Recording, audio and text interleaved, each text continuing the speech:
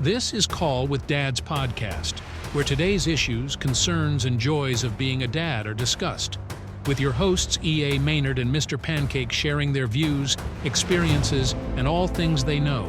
Join the journey with us. Welcome to Call with Dads, more than a podcast or a website, but your home for a community of dads who want to be better. Now let's get started. Yeah, so just heard your interview today you did with, what was his name? Kevin from Balanced Dad. The Balanced Dad. Yeah, that was an interesting conversation. So You heard of their whole thing already? yeah, I listened to it, actually finished it up, and he just had an episode that came out as I was listening to yours because I'm like, you know what? Subscribe to it. Let's see what it is. So I started listening to his as well, which is all about budgeting and things like that. So, Yeah. But yeah, I think it was a good interview. So I don't think I would have done better or would have had I wouldn't have actually thought about asking a lot of the questions, especially like the maternity leave or paternity leave, and the difference that, as in America, we don't have it really for guys. Some states do allow it. I was today years old when I learned that the U.S. doesn't have much of a maternity leave or anything like that. It's company by company. Essentially, I guess if you can think of it in the terms of the government is not the boss of the people or the companies or anything like that, think of it like that. So as far as maternity leave, the government can't force a company to offer it to an employee. It is solely the decision of the employee to, when made an offer from a company, to read it over, ensure it is to their liking, and then accept. If they don't, that's your fault. You chose. You choose the beneficial package. Right. Right. Yeah. So it's solely between the two. It's a deal made between two parties that's solely, I guess, without the government. It's not their problem. It's not their, it's free market. Yeah. So I guess that's the difference. I understand maternity leave, absolutely. You know what I mean? But I also understand, the other side. Who is it to say that, the company is required to offer it? If they don't offer it, then they don't offer it. And it's, if you as an employee decide to take it and you don't get it, sorry about your luck. Go find another job that does offer it. It's that simple. Well, so I understand both sides. I will say there are states like, what was it? New Jersey, I think it is. There's a guy I work with who, as a resident of if I'm getting the state wrong, I apologize, but I think it's New Jersey that this guy lives in, and they allow you to take 2 months unpaid without losing your job. So like when I first started, he was on paternity leave, and then he just went on paternity leave again for his second son. So he'll be off for, I think, 2 months because of that. And, I can understand it for some jobs, but where I kind of get a little lost in it is just kind of, like, for example, I work from home. He works from home. All these people work from home. And again, this is my opinion because some guys are going to argue with me on the fact, and I'll play devil's advocate real quick on it, but, for me, I can, like, when my wife had my son or my daughter, who's 2.5 now, right? Or somewhere between 2.5 and 3. I don't know the months. I think I've said it before. I'm definitely not that kind of dad that goes, my kid is so many months old. I'm sitting there going, after a year, it's their year and a half, 2 year. It goes the same. Yeah. I don't want to do the math. Just tell me how many years is old. I don't care how many months. Yeah. My kid is 79 months old. I'm glad you know that. I don't. But I guessed. no, 5 years is 72. Well, I think, right? 5 years is 72. 60. 12 times 5. 60. I'm way off. Yeah, Okay, so Yeah. then we're all really she bad would at it. be, yeah, 68 months. I'll tell you what, my math skills with 12s and 6s are just off the chart. I can sit there and ramble 12s and 6 multiples without a problem. But I've dealt with designing construction buildings for years. So here in the States, everything runs on either an inch, half inch, or you're doing 6 inches, 12 inches. So that's kind of how my mind, and I kid you not, a lot of times I'll sit there and go, all right, so I need this much. So if I have 12 of them here, how many more do I need after so many 12s? And I mean, it's a weird way of thinking, but it's kind of what's happened. But Hey man, whatever works for you. exactly. But kind of getting back to what I was thinking is, like when my daughter was born, I didn't take paternity leave because one, it wasn't offered, but because I worked from home, as long as I wasn't in a meeting or didn't have to show online or something like that, I could run up, help my wife a little bit. And even if I needed to, like right now, my company I'm with now, I swear I could tell my boss, hey, I'm going to be working on and off. I'll be on late in the evenings, blah, blah, blah. But because I have that flexibility, I can get away with doing it. So I can help my wife without taking off that paternity leave. Now, if you're a coal miner, you're not going to sit there and go, well, I want to spend time with my kid. Work from home? Yeah. Can I work from home? Sure. Just dig at least 10 feet down in your basement. Right. So, yeah. There are adequate situations in which it's physically impossible to be able to do both at the same time. There's certain companies and style jobs and career fields and so on and so forth where it's either paternity leave or not. There is no decision on, or maternity leave or not. There is no decision on the matter. It's either you're off or you're not off, one of the two. Whereas mine and yours, we can take off kind of half and half, or not at all, whatever, and keep working kind of mid. But I mean, I'm all about maternity leave and stuff, but I'm also all about you gotta think of it in terms of selfishness, because in a way it is somewhat of a selfish thing. So now all three of us here are essentially, for the lack of a better word, slowly but surely building our own business, right? Right. Now, what happens when you get an employee or 2 or 6 or 12? Now, are you going to be financially stable? What happens? So let's say you're at where you're at now, a small company. Maybe you intake about let's say $200,000 a year, right? You spend about $50K of that, hiring an assistant or some sort of, social media manager or assistant person, a young kid probably out of college, young lady, 22, out of college, trying to dip her feet in the social media management world, right? Yeah. She is married, good for her, wanting to have a kid, good for her, family's awesome, you know what I mean? She makes the decision, and her family make the decision to get pregnant and have a baby. Now, number one, was that decision yours as a business owner? No, it wasn't. You had nothing to do with it.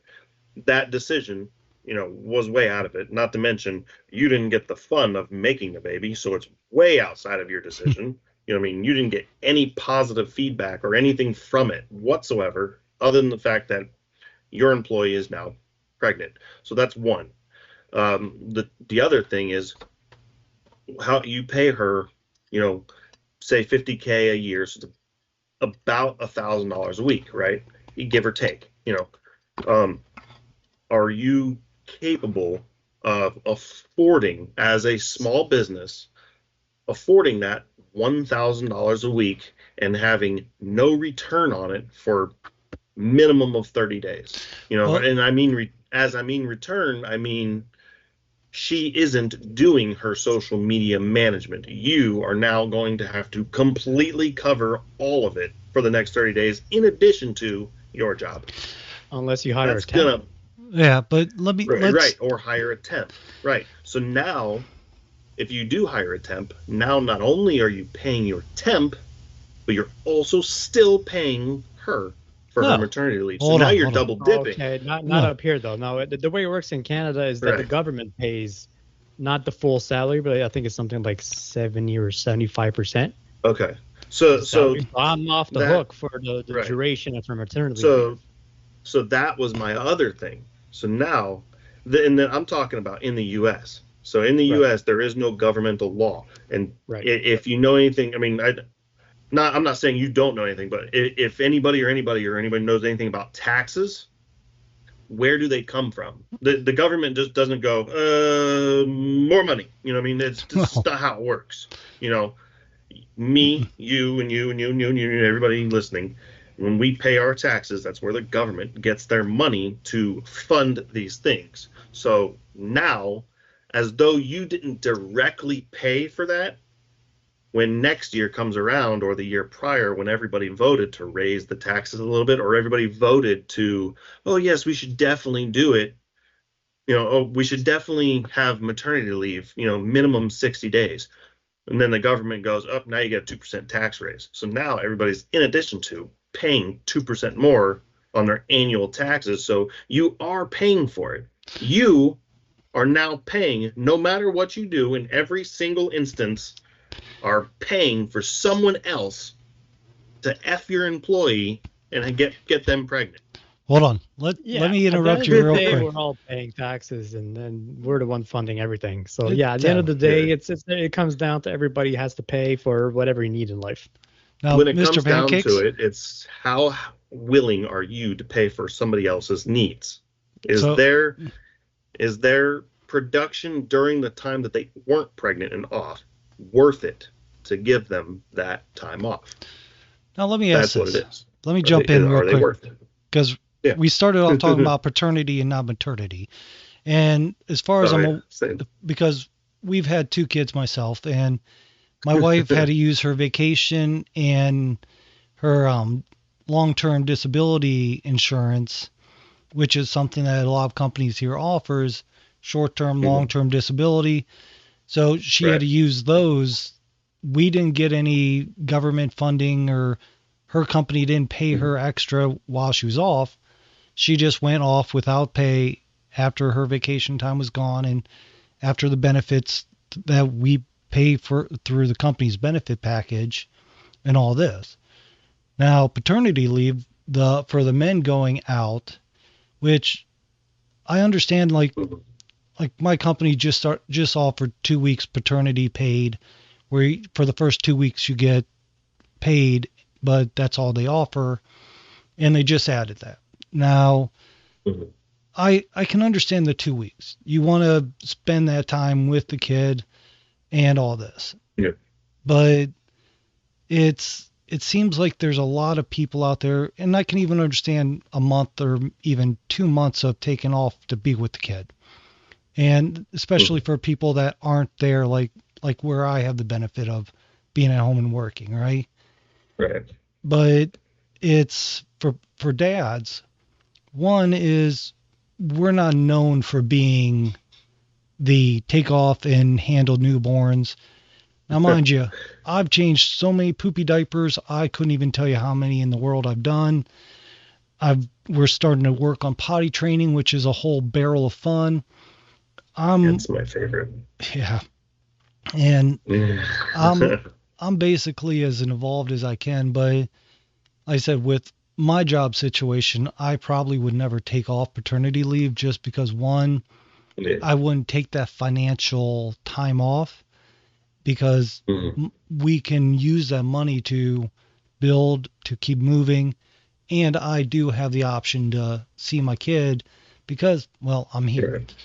Now, that's why I said I can understand, like, if somebody wants to take a month, Women, I think, in fact, Rem, your episode that I was just saying that came out, the dad, Kevin, that was on there, he even mentioned that on Dads with Mics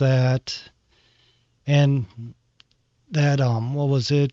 He took paternity leave because he was working through the government, and for him, his wife had postpartum depression. He had a lot of things, but it also allowed him, but he also had that time to bond with his kid. And that I'm sitting there going, because he didn't have a work at home job. He went off, he worked and forgive me, he was a flight, he's an air traffic controller. Yes, I couldn't think what they were called. Yeah. I wanted to call him a flight director, but yeah, he was an air traffic controller. So yeah, that's a yes. It's a yes or a no. Yeah. You're either there or you're not. Right. Yeah. And that's the big thing is for dads, when you have a job like that, that's demanding, that's stressful, a lot of times when you come home, it's taking you a while to get all that stuff out of your head to be focused on your kids. And I mean, by any means, I don't have a stressful job, but even I'll sit there and think, should I put that fryer on that end of the cook line or the other line of the cook line? Or is the chef going to be a jerk, or is this chef going to be fun to work with? You know what I mean? It's not stressful, but we still think about our work after our work. We just, it's nature. It's what it is. So, I mean, I think paternity leave is beneficial to a point, but I think a lot of it at a certain point starts becoming the guys are using it for time off to go play video games or do all this because if that's what you're doing. Yeah, I'm not saying that's what all guys are doing, so don't. But I have a feeling that there's a good majority of them that are, after a certain point, they're taking that time and going to play around, play golf, just go on hikes while the wife stays at home, whatever it is. Yeah, no, I'm just generalizing. But whatever it is, and again, I'm sure there's guys like, if I took paternity time, I can promise you my wife would have said, here's a kid, I'll be back in a couple hours, and it is what it is. That's the point. It is, but I can almost bet a lot of guys are sitting there going, well, take care of the kid. I have to go play Dungeons and Dragons with my buddies, or I have a dart championship I have to go play, You see what I'm getting at? There's a feeling that I have. Those are boys that drank too much soy milk as a kid. Right, but that's what that is. The fact is you have fathers that are going to be like, I almost have a feeling all three of us, if we took paternity leave, we'd be right there with our kids. We might not be the best at it all the time, and we might be turning around when the wife has a kid and say, why the F am I here? Or whatever it might be, But here, play with this cell phone for a little while. I hate to say it. When I first became a dad, I honestly used the cell phone a lot with my son and didn't think anything of it. And a lot of dads don't. Now, I don't use it nearly as much. And my son, when he does have tablet time, is what we call it, he's looking at stuff. He's looking at like nature stuff. He's doing what we refer to as research time. But let's do this. First off, we've already started. It's well into that, and we haven't even introduced you, Rem, or let you talk about Dads with Mics. So how about since we're already about a half hour, close to a half hour in this, people can learn about. I'm telling you. How about you let people know a little bit about yourself, why you do what you do and what you do, and then we'll just jump back into our random conversations. Well, let me just start off by saying that was a fire start. We just went right into it. Yeah, no questions asked, no introductions. Let me tell you about maternity leave. Yeah, sorry. Then, oh, dude, that's the best kind of conversation when it just starts off random like that, and we just go right if into it. anybody that follows me knows, I'm kind of uppity sometimes. Sometimes. No, you? Such is life. Yeah. So, guys, I'm super excited to be on. I've been waiting for this for a while, and as I said offline, I'm a big fan of your podcast. So, thank you so much for inviting me on your show today. And yeah, my name's Rem. I'm a father. I'm 39 years old. I have 2 kids, a boy who's 6 and a daughter who's 4. And I work full time working for the devil. And I started this podcast called Dads with Mics as an escape, kind of, because I hate my job. So that's one of the reasons why I started it. And another reason is, I always felt like in real life, when you have like a birthday party or a barbecue and you're, amongst other dads, it's the conversations often revolve around complaining about your wife, complaining about your kids, how hard it is to be a dad, how you haven't slept in how many years. And at some point, I just got sick of that type of cliche talk. And I was like yearning for more. So that's when I turned to the online community. And I started off on X. And to be honest, I had no idea that this was this entire community of fathers online that like to talk about dad stuff. And the first guys that I came across were guys like Tyler Tote and Save Your Sons, and guys like that. And I started following them and reading their content. And I told myself, man, if these guys can do it, why can't I? I can't believe these guys are just online talking about being a dad almost every day, for 2 or 3 posts a day. And, I can talk about this stuff too. I'm passionate about it. I consider myself to be a great dad. So let me share that online. And let me have also conversations with guys like you guys that, want to go beyond the typical dad talk that we have in real life. And it's another way to like give dads the opportunity to express themselves, because men have a tendency to hold everything in, myself included, especially offline. So this was like it's almost like therapeutic for me, really. This podcast is more for myself than anybody else, if I'm being honest. So it's a way for me to express myself, share what's on my mind, let off some steam if the case may be, and give the chance to other dads to do the same. And that's why I mentioned right from the start, any dad can come on the podcast and talk about whatever they're passionate about and share whatever they want. So yeah, that's the whole reason behind it, really. All right. Yeah, I mean, I remember us talking with you just before you started, actually. And I remember I even told Mr. Pancakes, I'm like, man, he's going to be a fun person to listen to. So, and I will say I've listened to a few of your shows. I definitely like them, and to anybody that's listening to our show, definitely recommend it, because it's got a lot of good stuff on there. I appreciate that. Yeah, I'm right there with him. The fact is you ask a lot of questions that, one, I'll be honest, I'm sitting there going, if I was asking questions, because I'm so used to doing it at this point, I would ask this, and next thing I know, you're asking that question. I'm like, all right. Then I'm thinking, all right, well, where would I go with that? Then you say something. I'm like, well, that's an interesting way. And, the one thing I love about your show is I don't agree with everything you say. And 90% I'm sitting there going, well, yeah, you at least, even if it's somebody that, like, I don't know if you agree with everyone you've spoken with or not, but for the most part, it seems like even the people there's been a couple, I'll admit, there's been a few I'm sitting there going, does he like this person's view, or do I hide it well? You do. You actually do a good job of hiding it. You do, and that's the nice thing about you is, for the most part, you hide your dislike of a topic.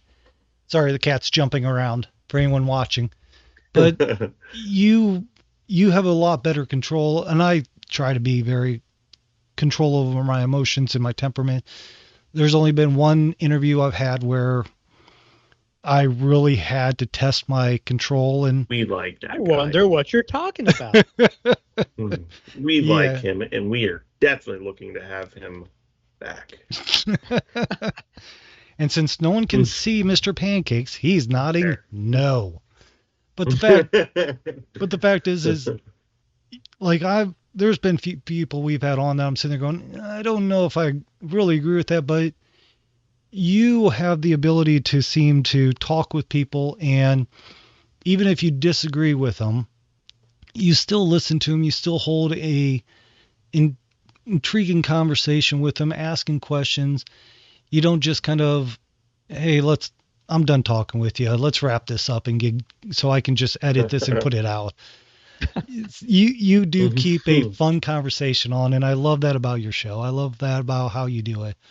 And that's why thank you so much for that comment, man. It feels really nice to hear that. And yeah, the whole reason behind it is, I don't lose my cool or anything like that, is I'm wearing my host hat, right. and the whole concept, like I mentioned earlier, is to let my guest, the floor is yours, express yourself as much as you want. And my show is a bit more of an interview style show, I guess you could say, where I'm mostly the one asking the questions, and my guest is talking a lot more than I am. Which isn't to say that I'm not going to chime in every now and then and share my experiences and my opinions.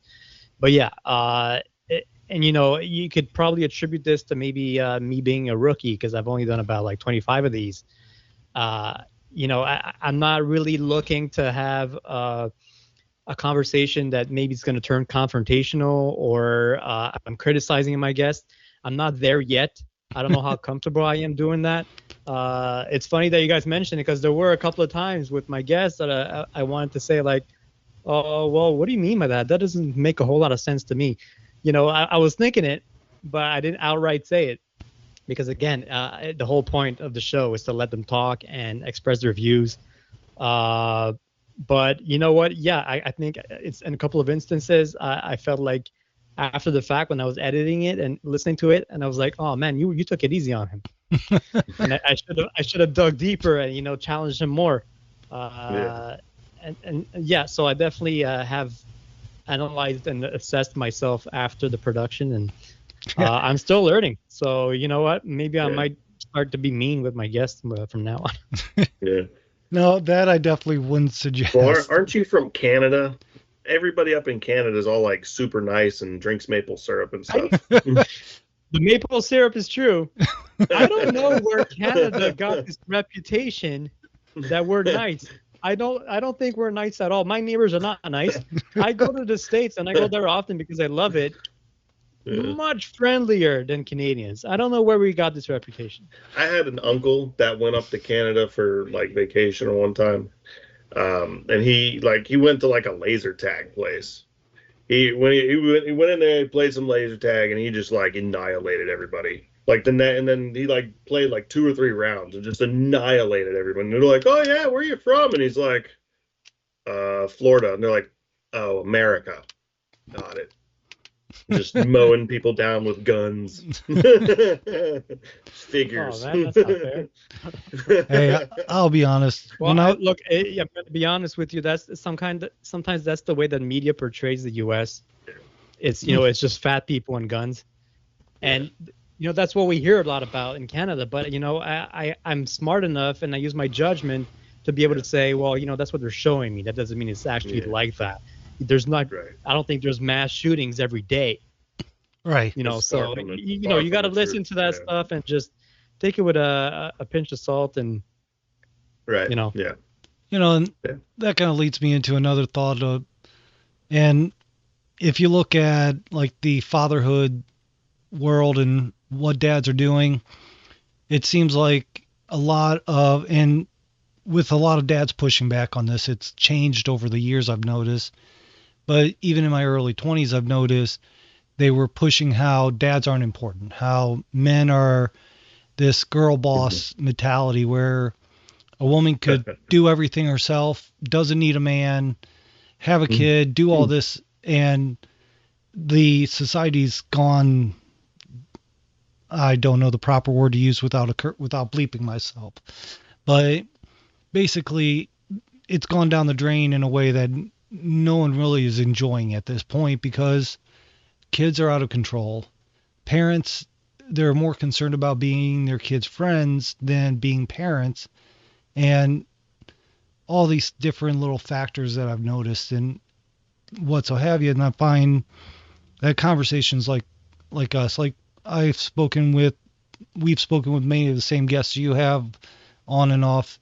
You've actually, I think we just aired our 26th episode, and you said you just Keon? aired your, what's that?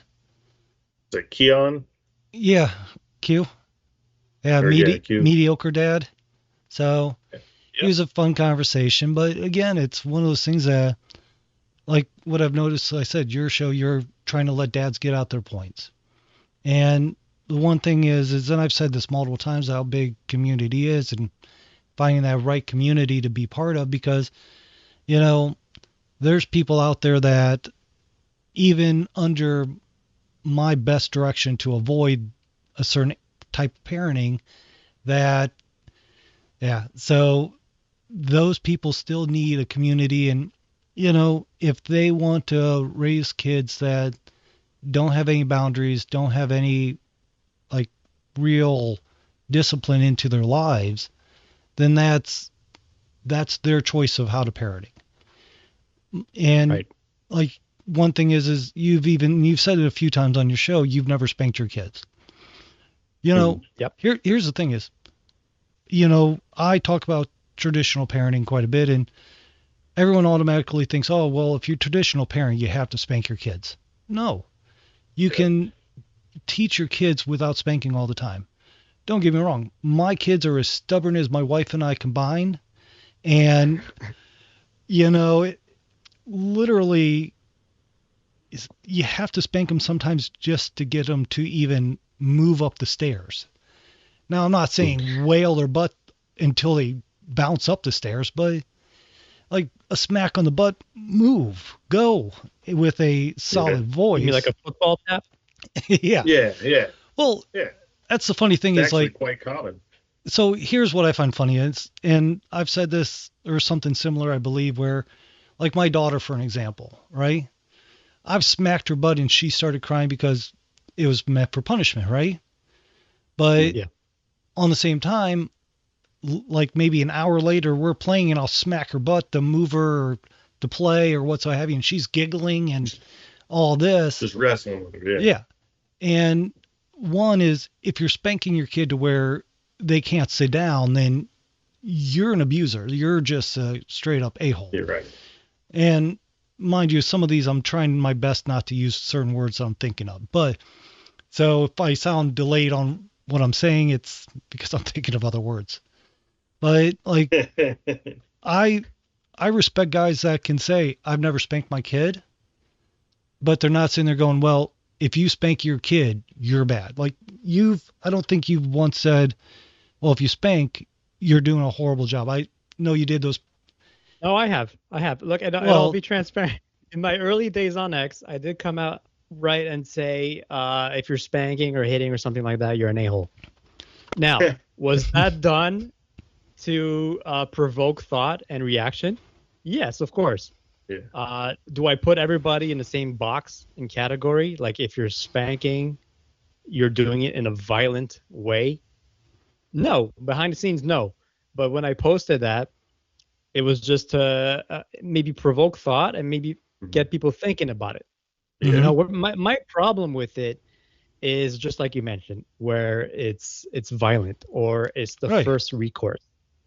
Yeah. I just don't see how, like, in this day and age, with what we know, I don't see how that can be like the go-to as a way to discipline your kids. I just don't understand it. Yeah. And I don't agree with it because, like I said, we've learned so much. We've evolved, right? I mean, have we not evolved as a people? Yeah. So I think we know that there are better ways to do things. And what I like about you guys is that you've mentioned it at least a couple of times, I think, especially you, Mr. Pancakes, that for you guys, it was always a last resort. Yeah. And I like what I'm hearing, and that's great. But what I don't understand is like what needs to happen for it to become the resort. Like, walk me through the Yeah, times for that, sure. and I know Mr. Pancakes, you said that it only happened 2 or 3 times, and that's great. Yeah. So with those 2 or 3 times, like what happened that it led you to that? Like Hmm. what was the first resort, second resort, third resort, and then all that stuff didn't work. So you said, oh, you know what? It's Hmm. time for a spanking. Yeah, absolutely. I mean, like you were saying, I go out of my way to try and use as much as those, they call them gentle parenting. I don't like to call them that because a lot of them aren't really gentle parenting. They're more just techniques of parenting techniques to try and teach, guide, and train your child to do and be and whatever else over the years. That's the ultimate goal. You don't want to teach. You don't want to teach your child, if I do this, somebody's gonna just beat the piss out of me. I mean, that's wrong. And then on top of that, you're beating the piss out of your child. So, for one, certain people we know uh, likes to think of anybody who even remotely touches their child is automatically just like wailing on them with bruises, and that is 100% incorrect. You know what I mean? I don't think I've put a handprint on my daughter one time, and it was solely by accident. You know what I mean? And the funny thing is, I actually did it to my dog as well. So that scenario was not in punishment. That one was in fun. So same thing with my dog. They were playing, and I was playing with them. And as they were running away from me, I reached my hand back, and I went to swing to give them like a kind of a, ha, ha, ha, I got you, like that. And as I caught in the same position as her, she stops. And in that, I'm thinking she's still going, but she didn't. So my hand is still going, my arm's still going.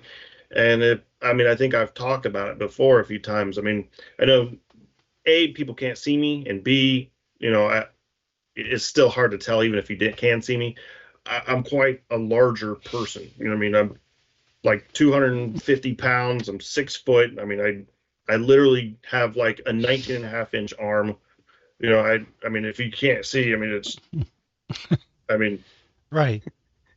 I curl 55-pound dumbbells daily. I mean, that's a normal thing for me. So I didn't mean to, and I wailed her and then slung her across the room. And I was crying because I did it.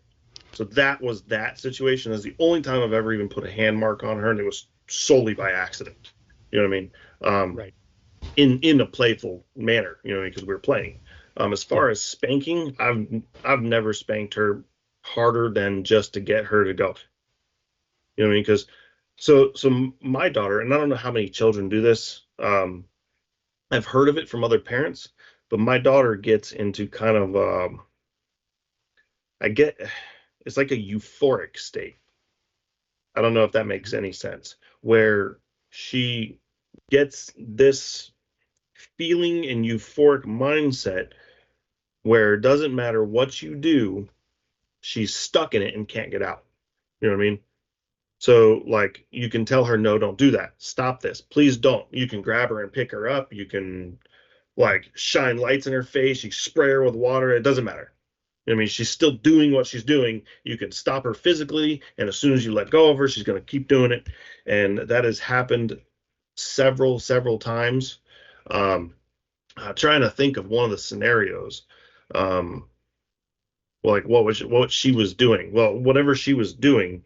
Oh, uh, so for one, it like happens commonly around dinner time, which is about 5 p.m. ish range.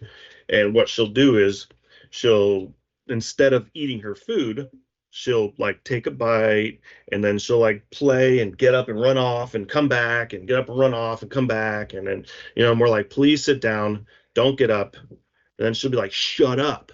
And be like, excuse you, go have a timeout.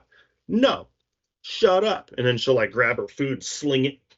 And this, I don't know about you. I mean, we've gone out of our way to teach her that this is not okay, and she is very well behaved. You know what I mean? but these are only very unique instances, and they have happened.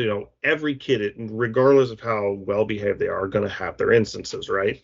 So, and it was like probably about 2 hours of this happening, of us going through all the different techniques, trying to get her to stop, putting her timeout, physically taking her to timeout, and me sitting in timeout with her and saying, please stop, calming down, doing all the techniques you can think of, everything in the world.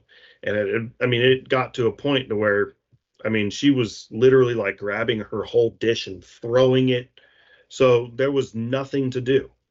The only thing to do was snatch your pants down, crack, bedroom, good night. And that ended it. And she came to me in the morning and she was like, Daddy, I'm sorry. I was like, it's okay. We're learning. This is what we're learning. This is when you don't say, well, don't ever do that again. You know what I mean? That's where it's up to you as a parent to understand that you should never, ever, ever, ever spank your child if you're mad or angry. That is the time you should go, no, guess it's mom's turn. I'm walking off, and just leave. Or sit there and, that's, I guess in a way you maybe got to let your kid sling their food and throw a fit for like 10 minutes until you can calm yourself, because not everybody has two parents around all the time. So if you got to find a way to calm down, just whatever they're doing, as long as they're not hurting themselves, let them do it. Find your peace and calm down. Don't be so angry, and then correct. You know what I mean? And I am a firm believer of finding ways to do it without spanking, but I do believe there always and will forever be a time when a spank may be necessary. It should be rare, and it always should be like something you should strive to never do. But it's going to happen. Reality is reality. You know what I mean? So that's kind of the situation. But I think it depends, right? You're saying it's going to happen for sure. You're referring to your own child, because it's that situation never came up for me where I felt like I had to give a spanking. So I don't think we can sit here and say that it's going to happen for everyone. Yeah. My child, I would say it's going to probably happen. I would say a lot of children are going to be children. Children will misbehave. That's such as life. Sure. I will say there are a few kids in my daughter's class that, maybe I'm just not seeing them at home or something. I don't know. But, it's like, where did you get them from? The good behaved child store? Jesus, they're like so well behaved. They play piano and they're 5. Yeah. I think that's a reflection of how you raise your kids, and I spoke about it before on my show. I said it online, and I'll say it again, and some people might not believe me, but my kids don't have tantrums. Yeah. I'm not exaggerating. And I think the reason for that is twofold. I think one is that, well, my wife and I, we tend to be more on the calm side. Yeah. Okay. So, the apple doesn't fall far from the tree, right? So your kids are probably going to be like you. If you're an intense person, your kids are going to be intense. If you're more on the quiet side, your kids, is a good chance they're going to end up on the quiet side. So, and it's funny because you're 100% right, because I don't think it's solely how you raise or train your kid. I do believe it's part of it is how you take care of your kid and teach your kid and raise and stuff like that. I do think it's a large majority of that, but I also think it's, simple biology also takes place. You know what I mean? If you're a calm, natural person, your children are going to be calm, natural person. If you're literally a nut, that's me, full blown 100% crazy, and I fully admit it. The odd thing is, so is my wife, but we got married for a reason. So. But it's you're 100% right, and I really think it's a mix of both. It's how you raise them, and it's also how you are. Right. Now the raising part, since day one, and my kids are 6 and 4, like I mentioned, and the way we raise them, and that's the mindset that I want to have in my home, is that I want to live in a peaceful environment at home. Yeah. I don't want to live in a house where people are yelling at each other, or hitting each other, or cussing at each other, or whining, complaining, and crying all the time. I don't want that. I get enough of that at work. Yeah. At home, I want to come in my house and then everybody, we deal with things in a way that we regulate our emotions. Right. And my wife and I, we portray that. We've been modeling the behavior really well, both intentionally and unintentionally, because again, that's just how we are. And our Right. kids turn out to be like us. And Mhm. it happens that I get upset. Don't get me wrong. It's just because I'm a calm guy, generally speaking, doesn't mean that I don't get pissed off. It does Right. happen, Right. Right. especially when I'm on the customer service phone line trying to get something done. It has happened, but I try, to limit that as much as I can. Mhm. And our kids are always watching. They're Yeah. always listening. So you got to pay attention to that stuff, because the way you talk, the way you act, they will copy it 100%. They will. But 100%. Yeah. let me throw this scenario in and get your feedback because, like, for example, my family, my wife, maybe not so much my brother, but we're all real big fighters. And I don't mean like we go out to try to fight. It's as soon as we see something, we're willing to stand up and say what we believe in, what so have you, right? So my son, he's 6 years old now, and when he was in preschools, he was in preschool daycares and things like that when COVID just started, right? So you didn't have the best teacher shortages in daycares were, at least here in Virginia, you had turnovers at every daycare like weekly. You know what I mean? But so what would happen is my son was a nonverbal. He just didn't talk. He was speech delayed. Smart as a whip, but my wife thinks I'm a jerk for bringing this up because I'm very proud of him. He got kicked out of a daycare for shoving one of those little coupes. Remember those toy cars for kids that have like the red body, the yellow tops. So the mini coupes or whatnot. Yeah, they can climb in it and walk around in like Fred Flintstone style motor. Yeah. He took one of those and shoved it against a fence. And then because it was moving, he grabbed another toy and shoved it under the back wheels and then climbed up and started climbing and standing on top of it. He didn't climb over the fence or anything like that. He could have gone over the fence if he wanted to, but he figured out how to get up high and do all this. So they kicked him off for that. And they said just because he wouldn't talk, he wouldn't respond to him, things like that. What? Oh yeah, trust me. I have stories galore of. They kicked him out? What do you mean they kicked him out? He was banned from the daycare? My son has been kicked out of 5 daycares by the time he turned 5. So it's weird. He's been through 7 daycares. Now, mind you, 1 closed. The first one he went to that we loved, they closed. The second one he went to, we pulled him out after a month because he got bit 5 times in that 1 month.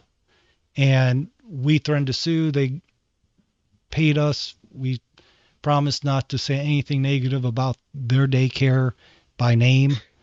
And yeah. I can't believe what I'm hearing. Oh no, trust me. This is a role, and this America. Is the thing is. So here's the thing is, and this is why I kind of get worked up every now and then when somebody says, "Oh well, you're supposed to do this. It's if you do this." Well, because of all the stuff we had to go through with my son, right? We've been my wife and I have literally, like, my wife used to be a very peaceful, calm person. Now she will lay down an argument and fight with you after all the stuff we've had to go through with my son. One daycare wanted to kick him out because at the age of 4, he didn't like keeping his shoes on. And then the director made a comment about, well, maybe it's an Asian thing because my wife's Chinese. My wife was pissed. She laid into him then. This guy. Now, I am a very big component of siding with your wife first, then children, then family, then whoever else you have after that. So this guy tells me that my wife misunderstood him. And my wife was on the phone, and now mind you, my wife is still a much calmer person than I am. I am the guy that will rip you a whole new one just to make sure you understand what I'm saying. And I literally learned to control my temper so that I didn't do that to everyone. Because I worked in a very aggressive environment years ago where you would be having fun one moment, then arguing with somebody the next moment, a different person. But I've led an interesting life, to say the least. But the fact is we've had to argue with them, and we've even had to argue with the public school, which thankfully that happened, that we had to fight with them because that's what led us to homeschooling. And Right. I've said this multiple times, and I'll say it, that my son, he has his strong parts, he has his weak parts, all this. His math is weak, so we joke he's a bad Asian, but but he's a fantastic reader. His science and his nature and all this stuff is just off the charts. The fact is because my kids see that we fight for them, and because we fight, like my son will come up and just randomly start punching me in the stomach. And I'll look at him and go, I am the king. You cannot hurt the king. And we'll wrestle. My daughter will jump in and start trying to punch me and all this. So we have... Yeah, my kids. Right, but... Let me make that clear, that just because you want a peaceful home, it doesn't mean that you don't stand up for yourself. Or we still teach our kids that if they get picked on at school, they need to fight back. I'm never going to tell my son, especially my son. Yeah, exactly. Especially my son, if he's getting picked on at school, I'm not telling him to walk away and do nothing. No. And go cry in a corner. Well, that's a good thing. No, and that's definitely something you should never teach your kid, at least in my opinion. So Exactly. My stepdad told me, walk away from a fight if you can, and if you can't, knock them on their butt. That was kind of one thing I was told growing up, and but going off of yours is when you said that a lot of it depends on how you are and your kids see. Like we had to fight and argue and all this with daycares because of the situations we dealt with for my son, or he would have most likely have been put into a special needs class in public schools, or just not allowed in a lot of daycares and all this, or we would have never got him into a daycare that was good for him before they closed down, which that just broke our heart. But because ironically, the 2 daycares that closed, we thought were the best ones, which killed us. But what I'm saying is like, you learned to stay calm. You made sure that your house was a very loving, very calm, peaceful house. But we didn't have that option. My wife and I, like I said, my wife is very much calm compared to me, but Okay.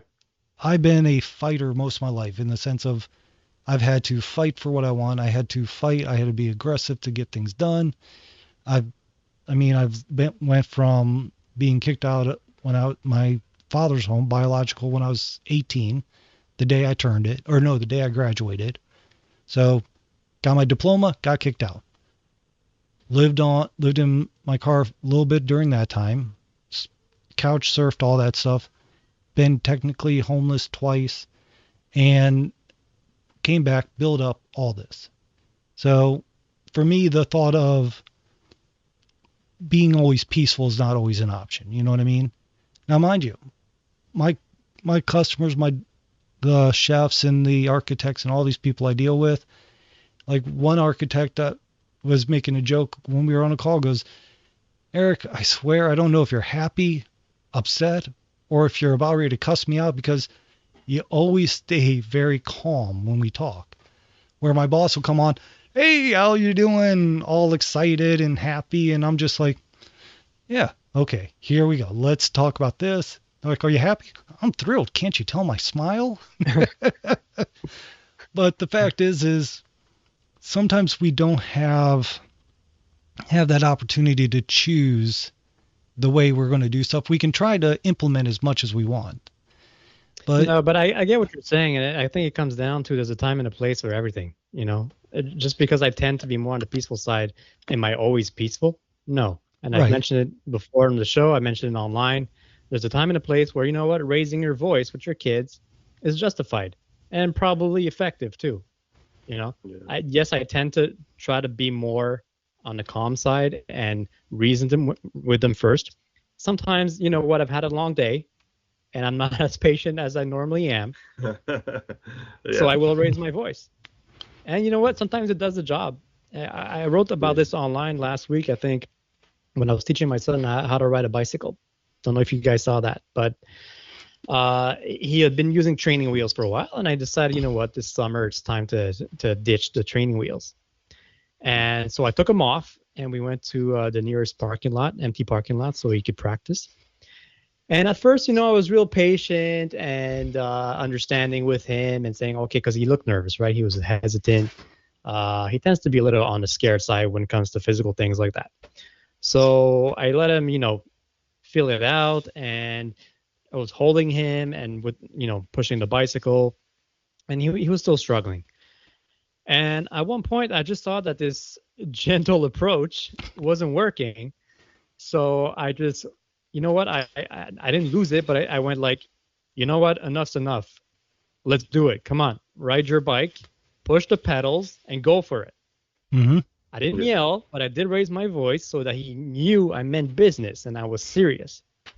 And it actually, you know what? He's not used to it, so it made him upset to the point where, you know what? He just took off and he started riding his bike. Yeah. It worked, and I was tougher with him. And there is a time and a place for being tough, and a time and a place to be more gentle. And you know what? This gentle word is getting a negative connotation, but it sucks the way it happens because being gentle is not necessarily a bad thing. no, it's And not. I'm not talking about being permissive. There's a difference between being permissive and peaceful or whatever you want to call it. Right. But when your kid needs a hug, give him a hug. When he needs to be pushed, push him. Right. So I think it's up to us as parents to be in tune with that and to know which action should apply to which situation. And I think that's where your judgment comes in, and you got to do your best with distinguishing between which course of action is better in this case.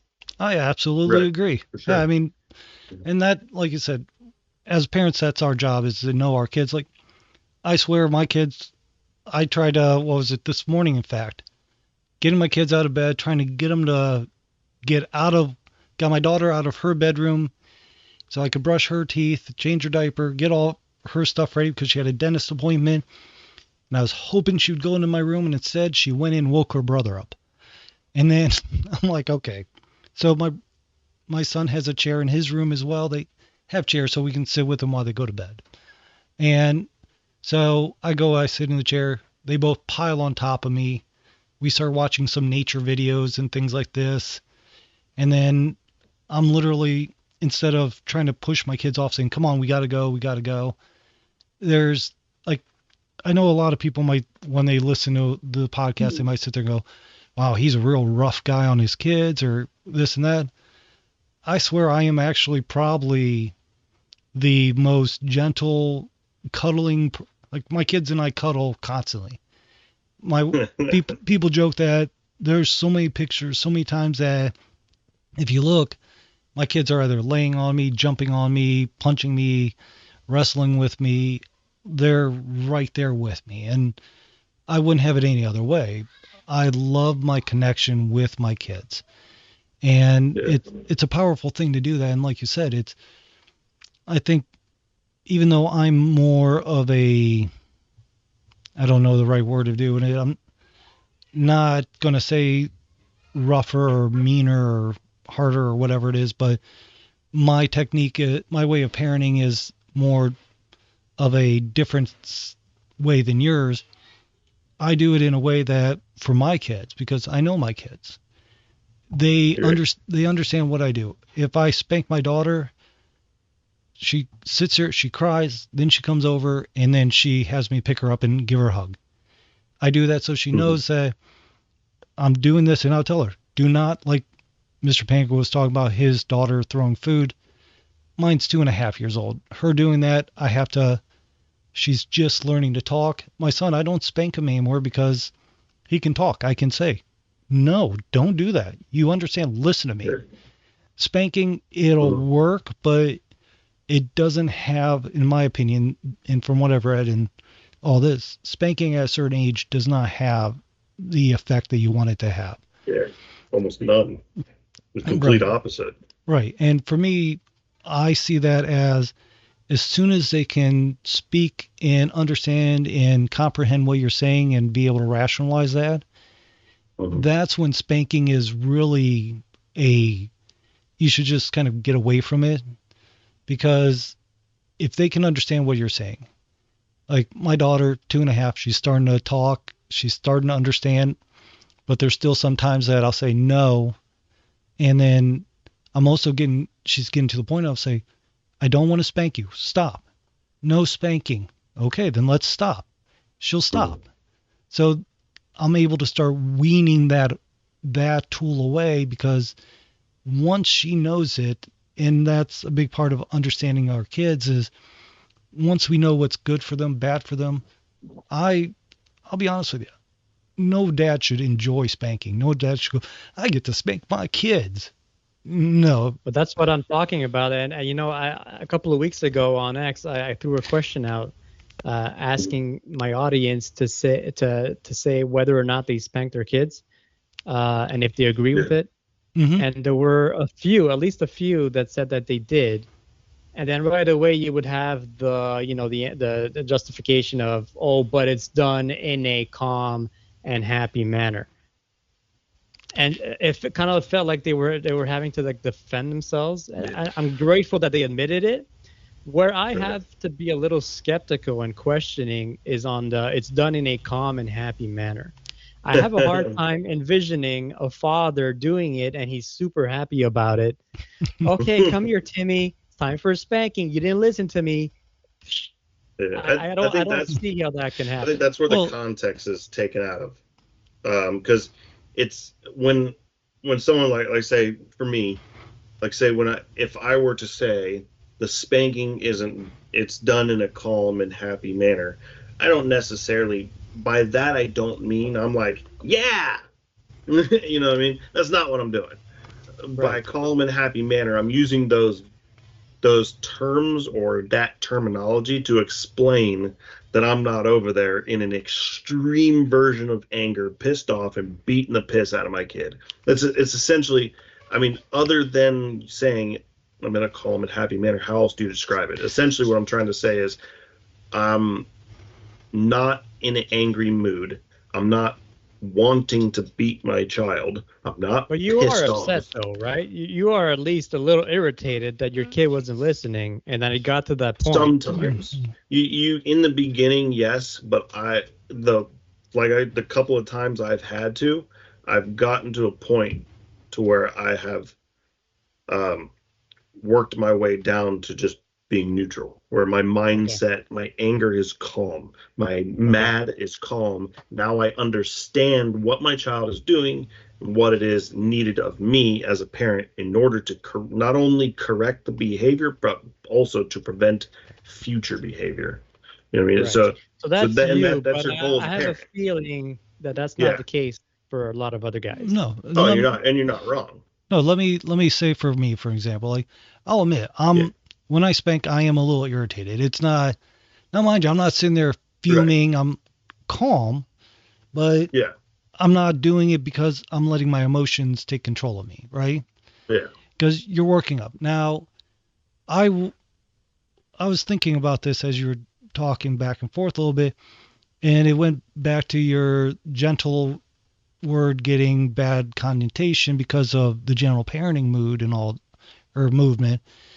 You know, the one thing is, I'm thinking maybe should be reworded. The calm and loving manner should be better in calm manner for loving reasons, because to me, like I'll admit, there is no lovey huggy while I'm spanking. It is, I will take them and I don't bend them over my knee. I'll smack their butts as they stand, where they stand, and say, calm down. Now, mind you, it's more so of a now mind you, when I spank, it's one smack and that's all I do. And that's enough to get their attention, kind of shock them out of their little area. And let me ask you this: if there was a way that you could do it and then you wouldn't have to spank anymore, would you be open to that? I'd be open to it, but again, it comes down to how my kids are. My daughter, even the dentist today made the joke about, wow, your daughter looks like she's just going to be a stubborn child. And I'm like, she just had this look. But the fact is rude. The fact is my daughter is very stubborn. Sense that. First of all, what kind of dentist do you go to? An Asian one. Oh yeah, that makes sense. But she is a good doctor. She's a great dentist. She does good with my kids. But the fact is each kid is different. And just is she saying that in front of your daughter? Yeah. Well, my daughter's 2.5. I tell my daughter she's stubborn all the time. This is kind of the thought is for me, like I am completely, and I wouldn't say 100%, but 80% straightforward with my kids. So like my son understands a whole lot more because he hears me talk to him in a manner of, you're doing this. This is what it seems like you're doing it for. Is this what you're doing it? Well, no. Then why are you doing it? And I'll use a firm voice while I ask him, I'm not thrilled by you doing this, and you doing this is going to end up getting you consequences because I'm the one that has to determine what's right and wrong for you to do. And I'll talk to him about this. Like I said, he's at the age I can talk through everything with him and I don't have to do the spanking. My daughter, now she's getting better. I can simply say, stop, or I'm going to have to spank you. And she'll most times will start calming down and stop. Right. So have you tried things like distracting or like changing the environment, like picking her up, going outside for a walk, playing outside, like, hey, look at the birds. Let's go look at the birds together and hear them chirp. Maybe it'll calm you down. See, here's the thing we've tried stuff like that, right? And it's okay. So let me ask you, she's throwing a fit because she doesn't want to come inside. She's been bit up by mosquitoes. So she has red welts all over her because when my kids are young, they get bit by mosquitoes and have like red welts this big that the daycare. My daughter too. Yeah, well, my daycare's all of them. My son's had it. My daughter gets them. Always asks me about them and says, well, do we need to pay attention? No, these are bug bites.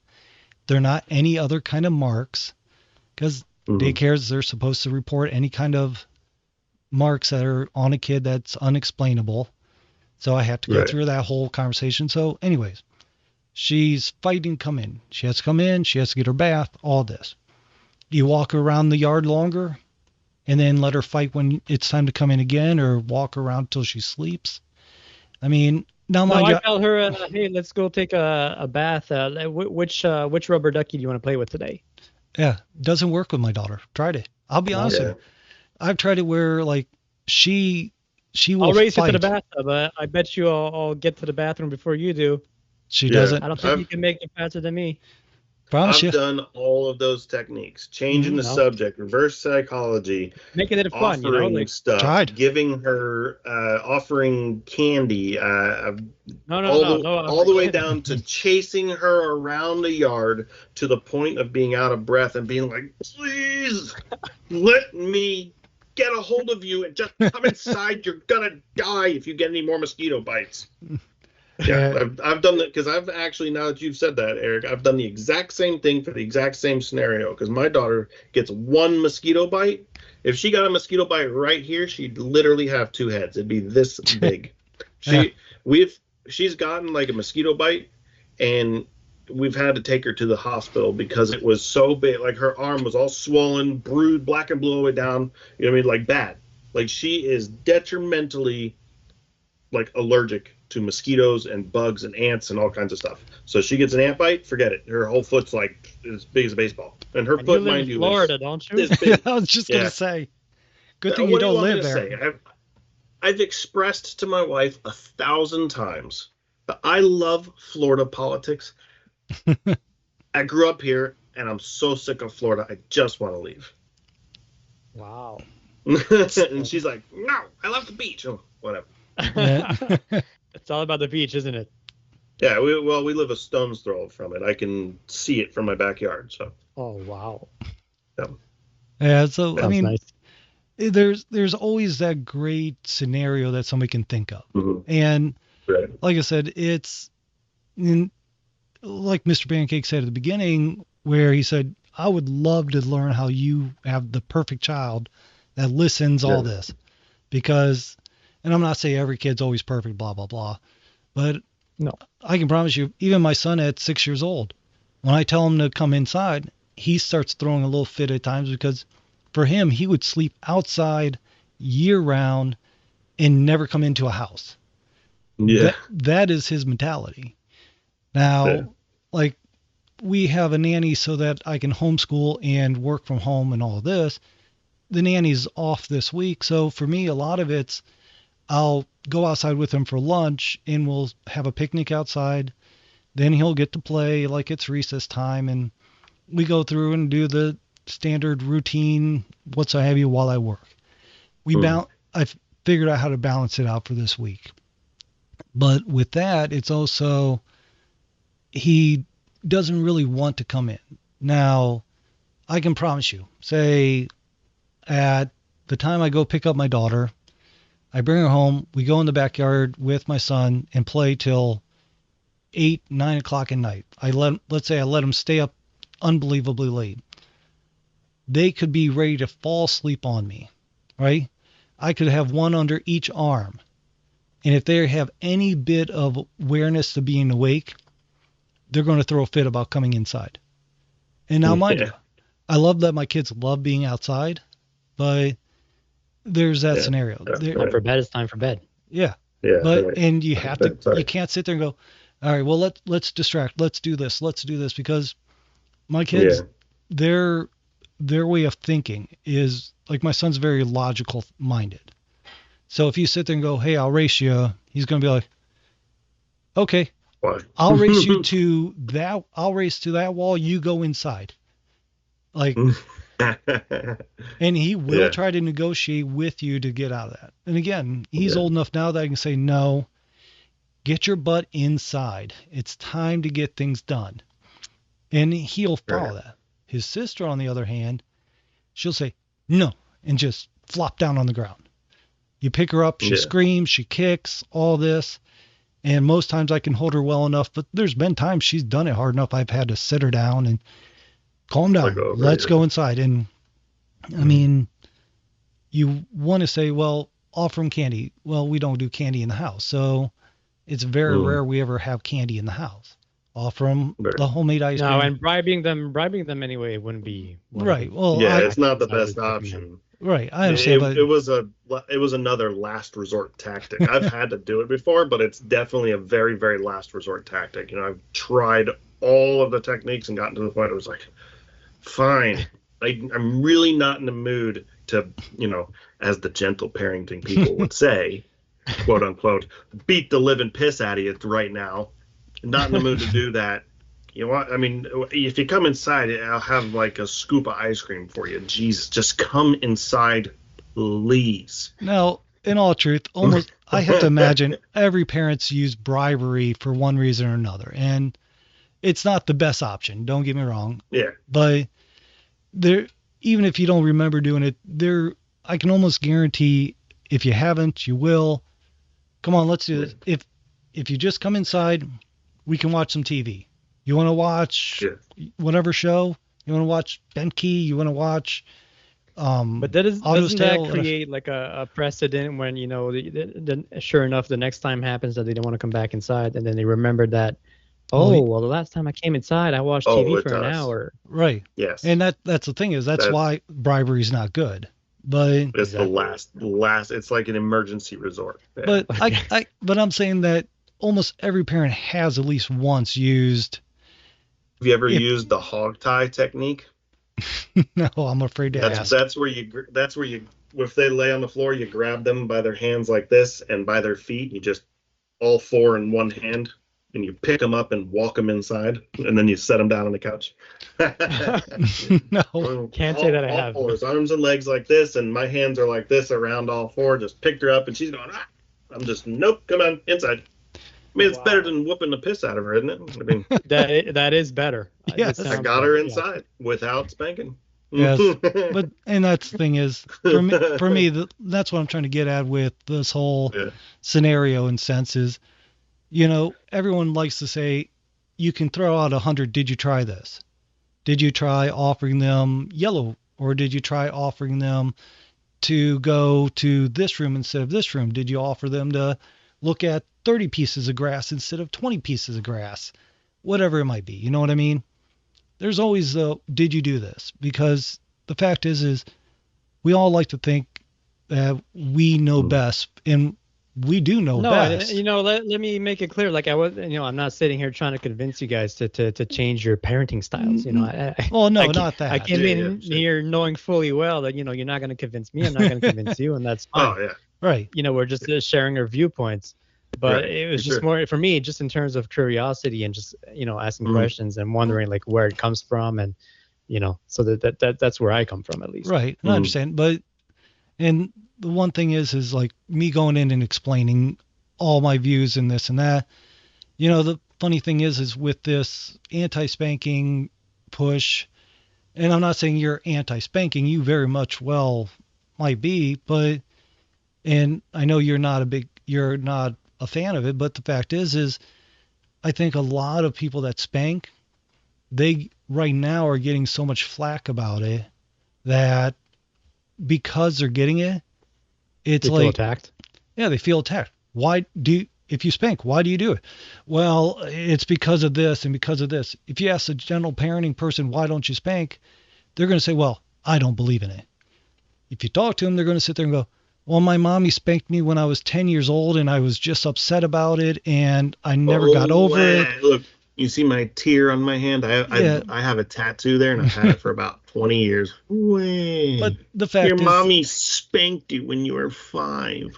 But the fact is that everyone has their own reasons for doing stuff. And,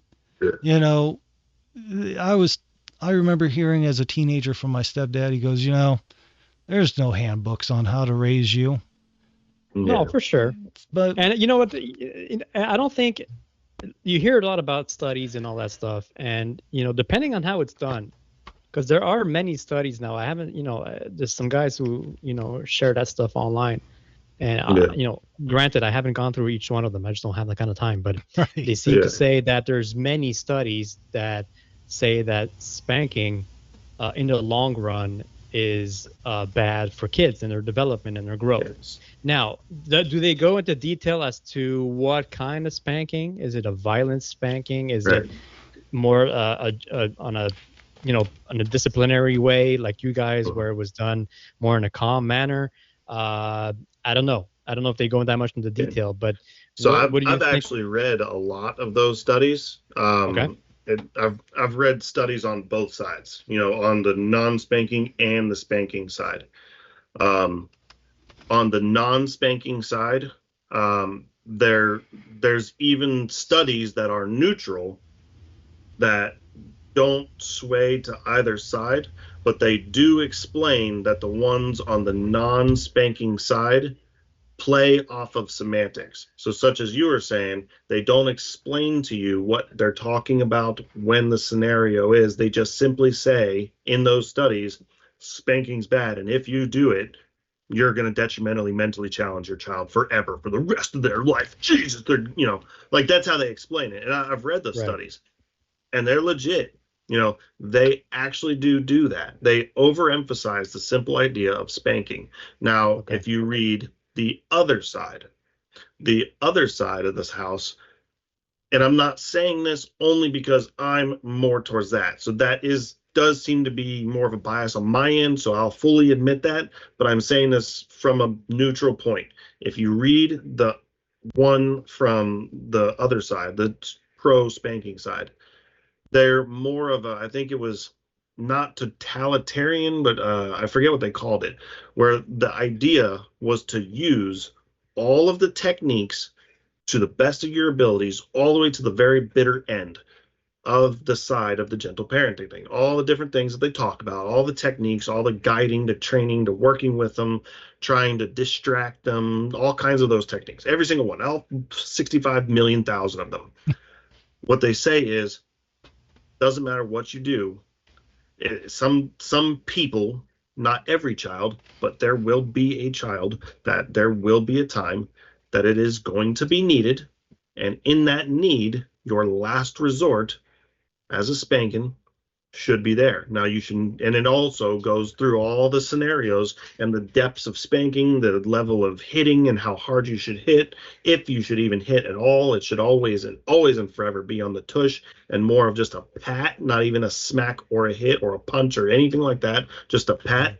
And it should never physically hurt them. It should only get them to go, oh, I need to listen. You know what I mean? That's it, nothing more.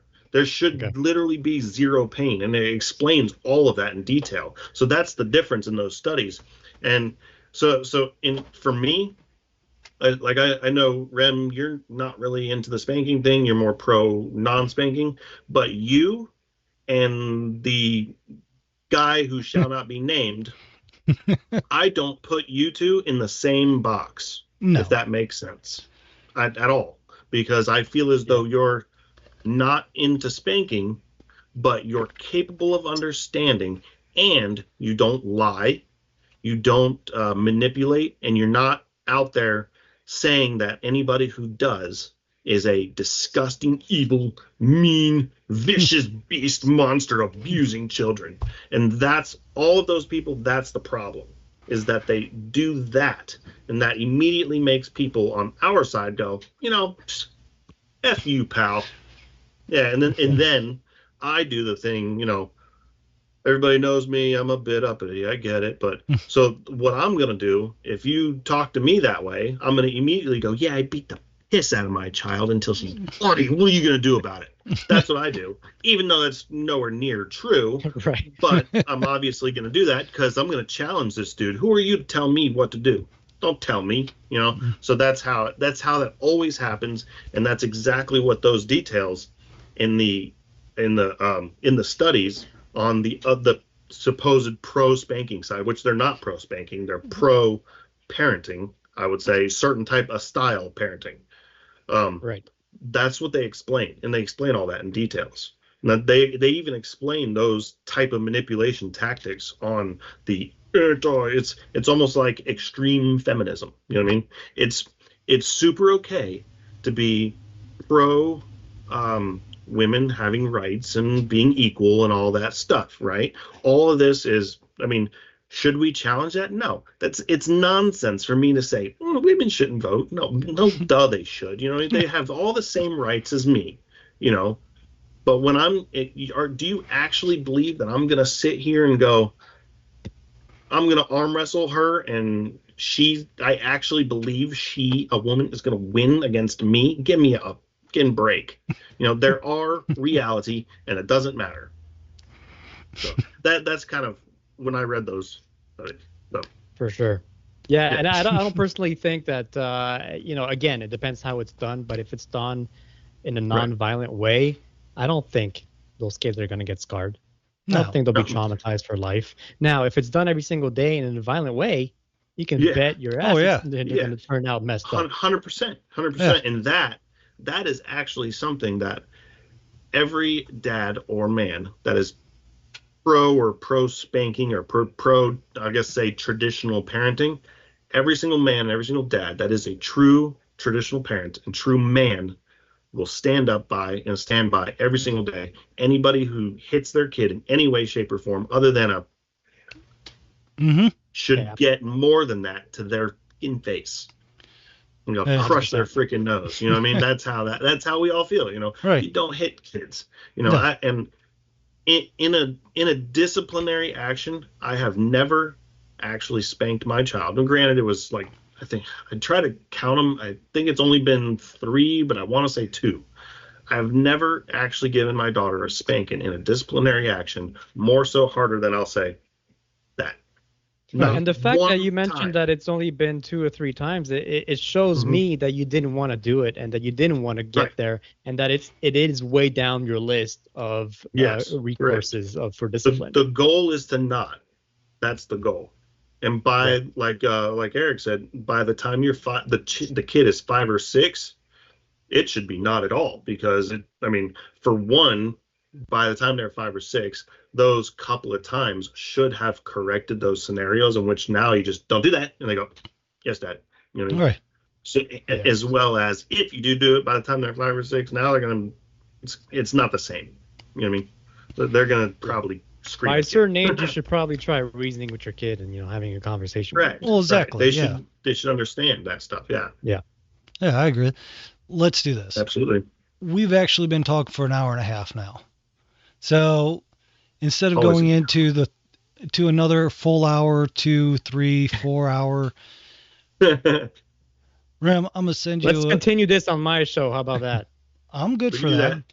So we'll All right. set up a time for us to come on your show. We'll talk about Yep. this topic, more topics, and then see where it leads us there. So with that, where do you want people to find you if they want to contact you, want to learn more about you, and what so have you?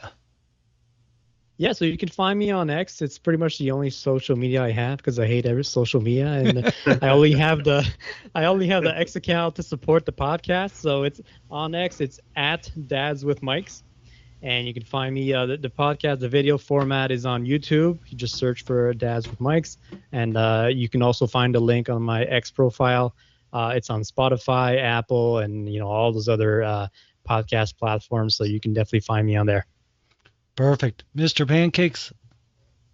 Yeah. So, as usual, all the normal spots. The best number one place is just the website, www.pancakeswithyourdad.com. You should have a link to pretty much all the socials. It's LinkedIn, Facebook, got my Instagram back. So Instagram, X or Twitter, and then Truth Social.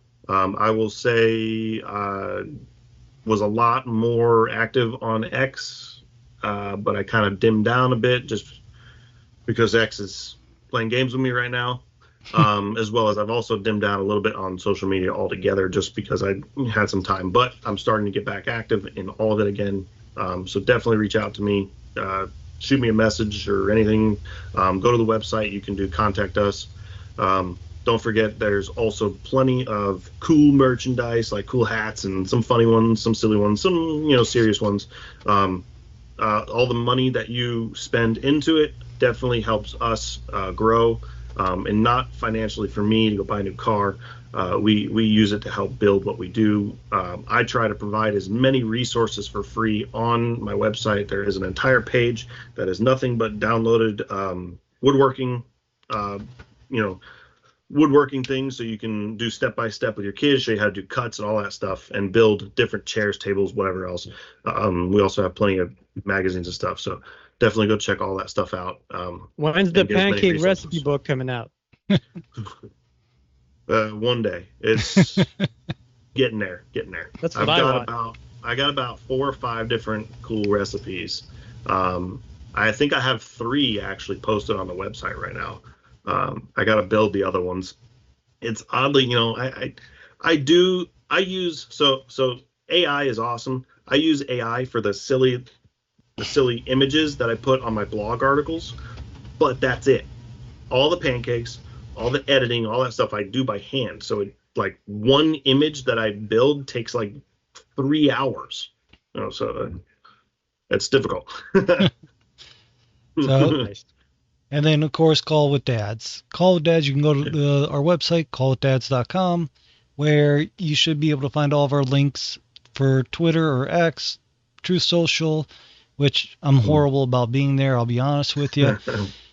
Facebook, LinkedIn, YouTube, we're all those places. And just like Rem said, we're audio about anywhere you want to find us. So with that being said, hopefully we're going to have some big news coming up in the next few months that we hope to announce. That's going to be a great thing for parents.